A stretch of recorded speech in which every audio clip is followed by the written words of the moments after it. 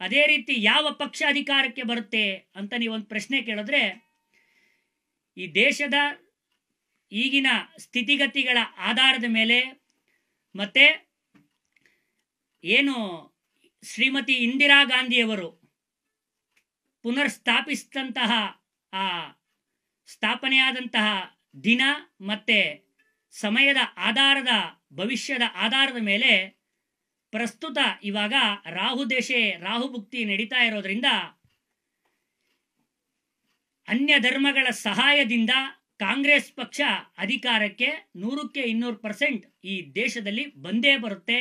ರಾಹುಲ್ ಗಾಂಧಿ ಅಥವಾ ಪ್ರಿಯಾಂಕಾ ಗಾಂಧಿ ಈ ದೇಶವನ್ನ ಆಳ್ತಾರೆ. ಇದು ಭಾರತೀಯ ಜನತಾ ಪಕ್ಷ ವಾಮ ಮಾರ್ಗದಿಂದ ಅಧಿಕಾರಕ್ಕೆ ಬಂದಿದೆಯಾ?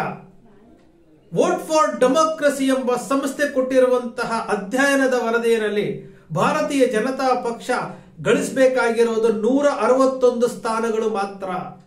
240 ಸ್ಥಾನಗಳು ಬರಲು ಸಾಧ್ಯವಿಲ್ಲ. 79 ಕ್ಷೇತ್ರಗಳಲ್ಲಿ ಗೋಲ್ಮಾಲ್ ನಡೆದಿದೆ. ಸ್ನೇಹಿತರೆ, 2024ರ ಲೋಕಸಭಾ ಚುನಾವಣೆಯಲ್ಲಿ ನಮ್ಮ ದೇಶದ ಪ್ರಧಾನಮಂತ್ರಿಗಳಾಗಿದ್ದಂಥವರು 400 ಪಾರ್ ಈ ಬಾರಿ 400ರ ಗಡಿ ದಾಟುತ್ತೇವೆ ಅಂತೇಳಿ ಚುನಾವಣಾ ಪ್ರಚಾರಗಳಲ್ಲಿ ಭಾವನಾತ್ಮಕ ವಿಚಾರಗಳನ್ನ ಮಾತಾಡಿದ್ರು. ಹಿಂದೂ ಧರ್ಮವನ್ನ ತಂದ್ರು, ಮಂಗಲಸೂತ್ರವನ್ನ ತಂದ್ರು, ಮುಸ್ಲಿಮರನ್ನ ತಂದ್ರು, ತನ್ನನ್ನ ತಾನು ದೇವರು ಅಂತಂದ್ರು, ಎಲ್ಲವನ್ನೂ ಮಾಡಿದ್ರು. ಕೊನೆಗೆ ನಾನೊಬ್ಬ ಹಿಂದುಳಿದ ವರ್ಗದ ಜಾತಿಯವನು ಅಂತ ಹೇಳ್ಕೊಳ್ತಾ ಬಂದ್ರು. ಎಲ್ಲವನ್ನೂ ಹೇಳಿದ್ರೆ ಕೊನೆಗೆ ಅವರು ಗಳಿಸಿದ್ದು ಚುನಾವಣೆ ಕೌಂಟಿಂಗ್ ಅಲ್ಲಿ 240 ಮಾತ್ರ. ಭಾರತೀಯ ಜನತಾ ಪಕ್ಷ 400 ಪಾರ್ ಹೋಗಿ 240 ಬಂತು. ನಮ್ಮ ಕರ್ನಾಟಕದ ತುಮಕೂರಿನ ನೊಣವಿನಕೆರೆ ಯಶವಂತ ಗುರೂಜಿ ಎಂಬ ವ್ಯಕ್ತಿ ಜ್ಯೋತಿಷ್ಯದಲ್ಲಿ ಹೇಳಿದ್ರು, ಕರ್ನಾಟಕದಲ್ಲಿ ಕಾಂಗ್ರೆಸ್ ಪಕ್ಷ 200% ಅಧಿಕಾರಕ್ಕೆ ಬರುತ್ತೆ, ತಾಳೆಗರಿಗಳ ಆಧಾರದ ಮೇಲೆ ಹೇಳ್ತೀನಿ ಅಂತಂದ್ರು. ಅವ್ರು ಹೇಳಿರೋ ಪ್ರಕಾರ ಕಾಂಗ್ರೆಸ್ ಪಕ್ಷ ಕರ್ನಾಟಕದಲ್ಲಿ ಅಧಿಕಾರಕ್ಕೆ ಬಂತು, ತೆಲಂಗಾಣದಲ್ಲಿ ಅಧಿಕಾರಕ್ಕೆ ಬಂತು. ಯತ್ನಾಳ್ ಬಗ್ಗೆ ಹೇಳಿದ್ರು, ಯತ್ನಾಳ್ ಬಗ್ಗೆನೂ ಸಹ ಅವರು ಪ್ರತಿಪಕ್ಷದ ನಾಯಕ ಆಗ್ತಾರೆ ಅಂತ ಹೇಳಿದ್ರು. ಮುಂದುವರೆದವರು ಹೇಳಿದ್ರು 2024ರಲ್ಲಿ ನರೇಂದ್ರ ಮೋದಿ ಅವರು ಪ್ರಧಾನಮಂತ್ರಿ ಆಗಲ್ಲ, NDA ಮೈತ್ರಿಕೂಟಕ್ಕೆ ಸಂಪೂರ್ಣ ಬಹುಮತ ಬರೋದಿಲ್ಲ, ಭಾರತೀಯ ಜನತಾ ಪಕ್ಷ ಸ್ಥಾನಗಳನ್ನ ಕಳ್ಕೊಳ್ಳುತ್ತೆ, ಇಂಡಿಯಾ ಮೈತ್ರಿಕೂಟ 290 ಸ್ಥಾನಗಳನ್ನ ಗಳಿಸುತ್ತೆ ಅಂತ ಹೇಳಿದ್ರು.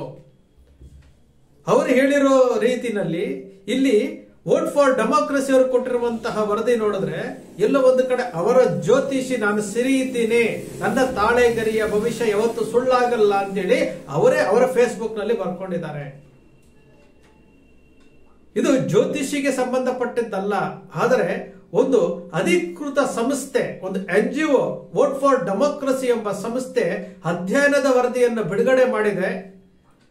ಶಿಸ್ತಿನ ಪಕ್ಷ, ದೇಶಭಕ್ತ ಪಕ್ಷ, ನಾವು ಹಿಂದುತ್ವವಾದಿಗಳು ಅಂತ ಹೇಳ್ಕೊಳ್ತಾ ಇರುವ ಒಂದು ಸತ್ಯ ನ್ಯಾಯ ನೀತಿಯಿಂದ ನಾವು ಅಧಿಕಾರ ಮಾಡ್ತೀನಿ ಅನ್ನುವ ಭಾರತೀಯ ಜನತಾ ಪಕ್ಷದ ನಮ್ಮ ಪ್ರಧಾನಮಂತ್ರಿಗಳು ಇದರ ಬಗ್ಗೆ ವಿಷಯವನ್ನ ತಿಳ್ಕೊಂಡು ಇಲ್ಲೆಲ್ಲ ಒಂದು ಕಡೆ ಲೋಪ ಆಗಿದೆ ಅದನ್ನ ಆರೋಪ ಹೊರಿಸ್ತಾ ಇದ್ದಾರೆ.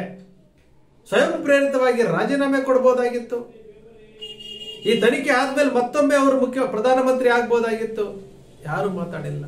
ದುರಂತ ಅಂತಂದ್ರೆ ಈ ದೇಶದ ಮಾಧ್ಯಮಗಳು ಇದರ ಬಗ್ಗೆ ಯಾರು ಚರ್ಚೆ ಮಾಡ್ತಾನೆ ಇಲ್ಲ. ಇಂತಹ ದೊಡ್ಡ ವಿಚಾರ 4,65,46,885 ಹೆಚ್ಚುವರಿಯಾಗಿ ಮತಗಳ ಕೌಂಟ್ ಆಗಿದೆ. ಚುನಾವಣಾ ಆಯೋಗ ಸಂಪೂರ್ಣವಾಗಿ ವಿಫಲ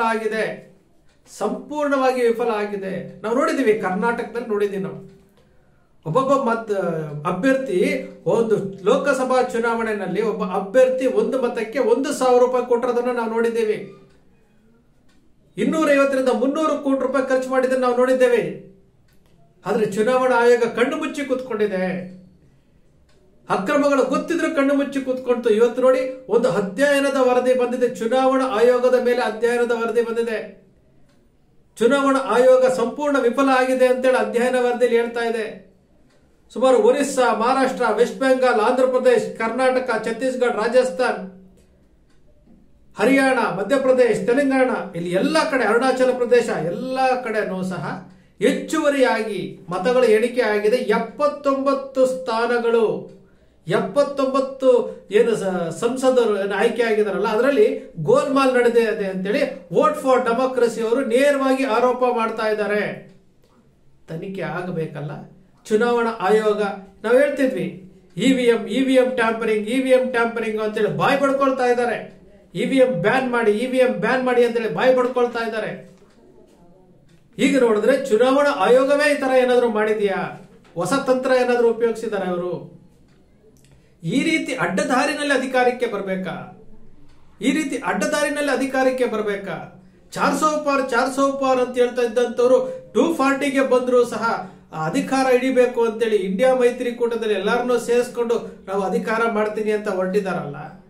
ಆಗಲೇ ಅಟಲ್ ಬಿಹಾರಿ ವಾಜಪೇಯಿ ಅವರು 1 ಸ್ಥಾನ ಕಡಿಮೆ ಆಗಿದ್ದಕ್ಕೆ ಅವ್ರು ಯಾವುದೇ ಆಪರೇಷನ್ ಕಮಲ ಮಾಡಲಿಲ್ಲ, ಯಾರ ಮುಂದನ್ನು ಕೈ ಚಾಚಲಿಲ್ಲ. ಅವರು ಸರ್ಕಾರವನ್ನ ವಿಸರ್ಜನೆ ಮಾಡಿ ಚುನಾವಣೆಗೆ ಹೋದಂತಹ ಅಟಲ್ ಬಿಹಾರಿ ವಾಜಪೇಯಿ ಅವರ ಪಕ್ಷ ಇವತ್ತು ಇಂತಹ ಗುರುತರ ಆರೋಪವನ್ನ ಎದುರಿಸ್ತಾ ಇದೆ ಅಂತಂದ್ರೆ, ಇನ್ನೂ ಇದರ ಬಗ್ಗೆ ಸ್ಪಷ್ಟೀಕರಣ ಕೊಡದೆ ಚುನಾವಣಾ ಆಯೋಗ ಇವತ್ತಿನವರೆಗೂ ಈ ವರದಿಯನ್ನು ಬಹಿರಂಗವಾಗಿ ಪಬ್ಲಿಷ್ ಮಾಡಿದ್ರು ಸಹ, ಚುನಾವಣಾ ಆಯೋಗದ ಮೇಲೆ ನೇರ ಆರೋಪ ಮಾಡಿದ್ರು ಸಹ ಇದುವರೆಗೂ ಚುನಾವಣಾ ಆಯೋಗ ಇದರ ಬಗ್ಗೆ ಸ್ಪಷ್ಟೀಕರಣ ಕೊಟ್ಟಿಲ್ಲಂತೆ.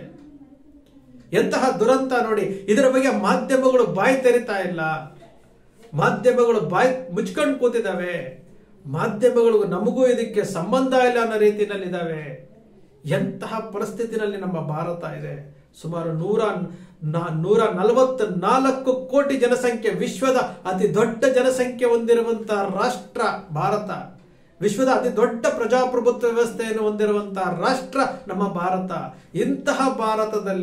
ಇಂತಹ ಪವಿತ್ರ ಭಾರತದಲ್ಲಿ ಸುಳ್ಳು, ಮೋಸ, ವಂಚನೆ, ದ್ರೋಹ ಎಲ್ಲವನ್ನ ಮಾಡಿ ಈ ಚುನಾವಣಾ ಅಧಿಕಾರಿಗಳು, ಚುನಾವಣಾ ಆಯೋಗದ ಮೇಲೆ ಗುರುತರ ಆರೋಪ ಬಂದಿದೆ, ಭಾರತೀಯ ಜನತಾ ಪಕ್ಷದ ಮೇಲೆ ಆರೋಪ ಬಂದಿದೆ, ಆದರೂ ಸಹ ಅಧಿಕಾರ ನಡೆಸ್ತಾ ಇದ್ದಾರೆ. ಈ ಜನ 500 ರೂಪಾಯಿಗೆ 1000 ರೂಪಾಯಿಗೆ ಒಂದು ಓಟಿಗೆ 52 ಪೈಸೆಗೆ 26 ಪೈಸೆಗೆ ಮಾರ್ಕೊಂಡು ಪ್ರಶ್ನೆ ಮಾಡದಂತಹ ಧ್ವನಿಯನ್ನ ಕಳ್ಕೊಂಡಿರುವಂತಹ ಪ್ರಜೆಗಳು ಇಂತಹ ತಪ್ಪುಗಳಾದರೂ ಸಹ ಮಾತನಾಡ್ತಾ ಇಲ್ಲ ಅಂತಂದ್ರೆ, ಇನ್ನು ಈ ಪ್ರಜೆಗಳು ಈ ಭಾರತ ದೇಶಕ್ಕೆ ಸ್ವತಂತ್ರ ಕೊಡಿಸಿದ್ರಲ್ಲ, ಮಹಾತ್ಮ ಗಾಂಧಿಯವರು, ಸುಭಾಷ್ ಚಂದ್ರ ಬೋಸ್ ಇಂತಹ ಮಹನೀಯರು ಈ ದೇಶಕ್ಕೆ ಸ್ವತಂತ್ರ ಕೊಡಿಸಿದ್ರಲ್ಲ, ಲಕ್ಷಾಂತರ ಜನ ಬಲಿದಾನ ಮಾಡಿದ್ರಲ್ಲ. ಹಾಗಾದ್ರೆ ಸ್ವತಂತ್ರ ಕೊಡಿಸಿದ್ದೇನಕ್ಕೆ? ಇಂತಹ ನಿಸ್ಸಹಾಯಕರಾಗಿ, ನಿಶಕ್ತರಾಗಿ ಇಡೀ ಭಾರತ ದೇಶವನ್ನು ಪಾಪದ ಕೂಪಕ್ಕೆ ತಳ್ಳೋದಕ್ಕ? ಪ್ರಶ್ನೆ ಮಾಡಬೇಕಾದಂತ ಸಂವಿಧಾನದ ಕೊಟ್ಟಿರುವಂತಹ ಶಾಸಕಾಂಗ, ಕಾರ್ಯಾಂಗ, ನ್ಯಾಯಾಂಗ ಮತ್ತು 4ನೇ ಅನಧಿಕೃತ ಅಂಗವಾಗಿ ಪತ್ರಿಕಾರಂಗ ಒಂದು ಕೊಟ್ಟಿದೆಯಲ್ಲ, ಈ ಪತ್ರಿಕೆಯವರು, ಮಾಧ್ಯಮದವರು ಇದನ್ನೆಲ್ಲ ಪ್ರಶ್ನೆ ಮಾಡಬೇಕಲ್ಲ. ತಪ್ಪು ನಡೆದಿದೆ ಅಂತೇಳಿ ಇವರು ವರದಿ ಮಾಡಬೇಕಲ್ಲ. ವೋಟ್ ಫಾರ್ ಡೆಮೋಕ್ರಸಿ ಅವರು ಮಾಡ್ತಾರೆ.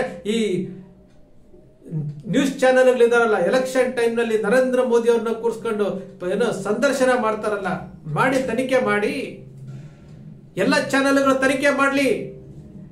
ದೊಡ್ಡ ಚಾನೆಲ್ಗಳಿದಾವಲ್ಲ, ತನಿಖೆ ಮಾಡಿ. ವೋಟ್ ಫಾರ್ ಡೆಮೋಕ್ರಸಿ ಮಾಡಿರೋದು ಸರಿಯೋ ತಪ್ಪು ಅಂತ ತನಿಖೆ ಮಾಡಿ. ಯಾತಕ್ ಮಾಡೋದಿಲ್ಲ? ಅಲ್ಲಿಗೆ ಗೊತ್ತಿದ್ದು ನೀವು ಜನರಿಗೆ ಮೋಸ ಮಾಡ್ತಾ ಇದ್ದೀರಿ.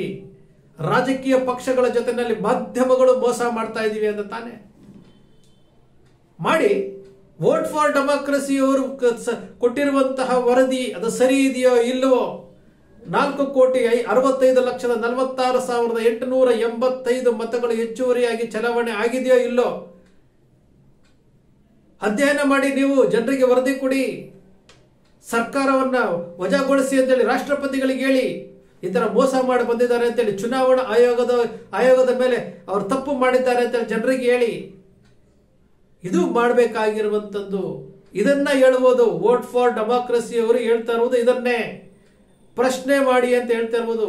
ಪತ್ರಕರ್ತರಿಗೂ ಅದನ್ನೇ ಹೇಳ್ತಾ ಇರೋದು, ಪ್ರಶ್ನೆ ಮಾಡಿ ಅಂತೇಳಿ.